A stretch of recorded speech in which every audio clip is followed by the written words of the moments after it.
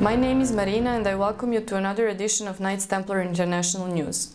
Today I want to tell you some very important facts about Tommy Robinson. The former leader of the English Defence League is now working for Canadian-based internet broadcaster Rebel Media. He has a high profile and he is good at what he does. He often talks sense about important issues around the problems caused by the Islamification of the West, but Tommy Robinson is not being honest when he gives the impression that his only interest is talking about those things. Because in reality he is working to a very different agenda and he is not at all that he seems to be. And not just because he went to work with the British state's tame Muslims in the Quilliam Foundation before he found an even better source of cash.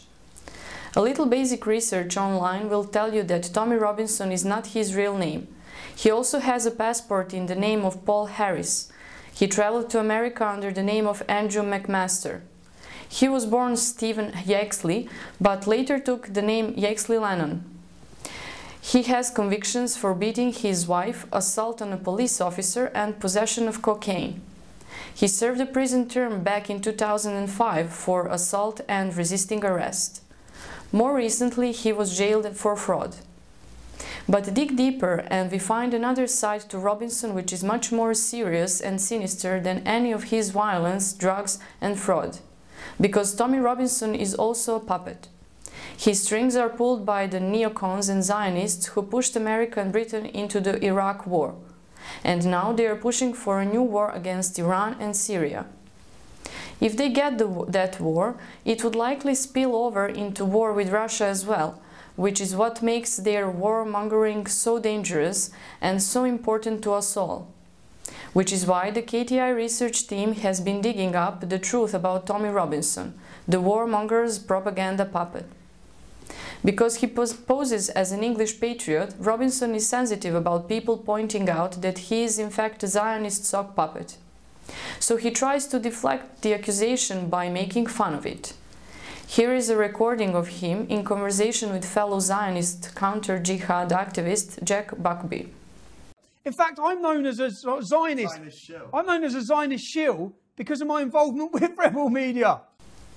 As you can hear, they try to laugh off the idea that Robinson is working for the Zionists, pretending that the only link is that he works for Rebel Media.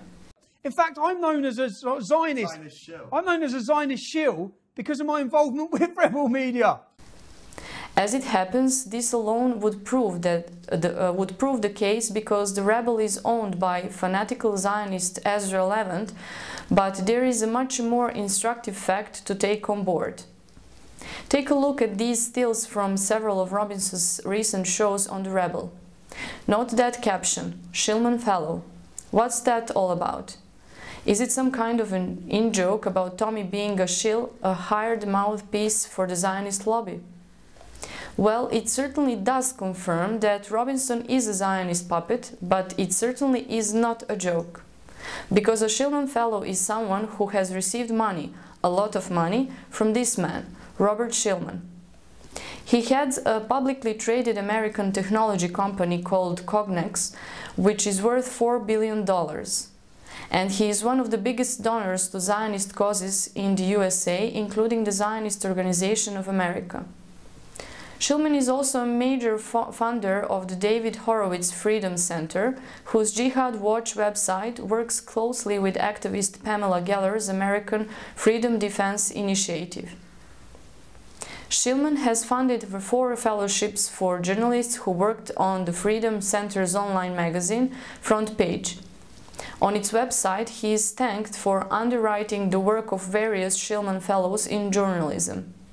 Shillman Fellows are well rewarded for their work pushing Zionist propaganda.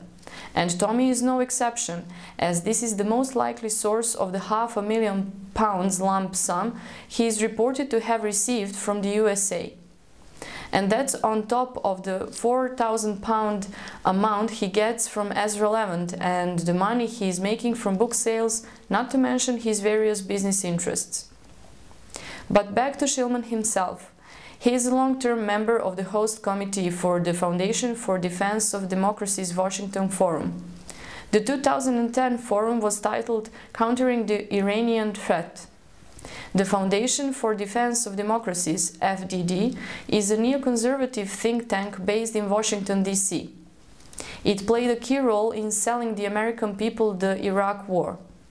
Together with the Center for Security Policy, whose own links with Robinson we will examine shortly, the FDD funded emotive adverts designed to whip up hatred against Saddam Hussein.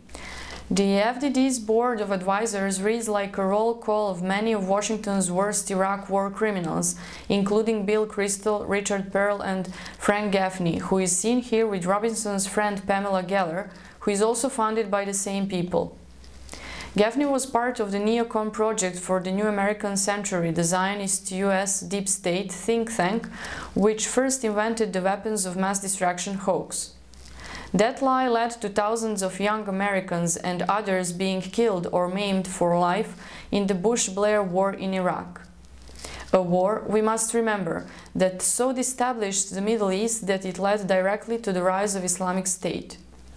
Gaffney's Center for Security Policy is funded by a group of American Zionist billionaires, including Sheldon Adelson and Aubrey and Joyce Chernick. Just like Shillman, they also finance the Zionist Organization of America, the Freedom Center, and the rest of the counter-jihad network.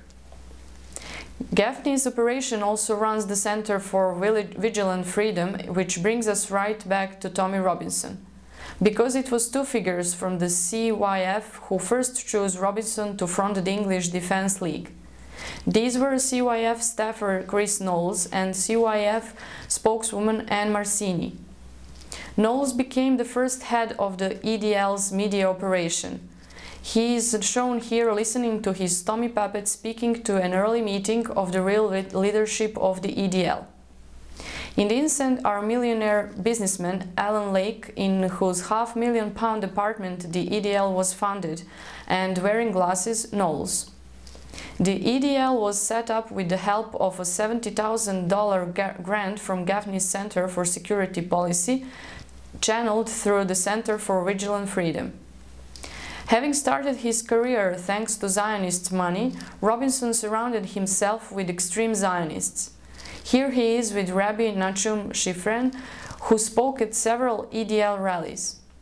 Shifrin was the bodyguard and driver for Rabbi Meir Kahane, founded of the terrorist Jewish Defense League, who was so extreme that he was banned from Israel. Also pictured with Robinson is Roberta Moore, the first head of the EDL's Jewish division. Despite wearing her British Remembrance poppy in this photo, Moore is not an English patriot. She comes from Brazil and angered many ordinary EDL members by praising Zionist terrorists who murdered British soldiers. She has also praised the 1967 attack by Israeli warplanes and gunboats on the USS Liberty, in which 34 American sailors were killed. Next week, I will tell you about Robinson's visit to the country which launched that unprovoked attack. And we will find out why the Zionist effort to incite hatred against Muslims is not in our true interest. As I'm sure you already know, the KTI are very firmly opposed to the Islamization of Europe and North America. But that does not mean that we should walk into a trap set by warmongers. We will look at this further next week. Until then, keep safe and God bless.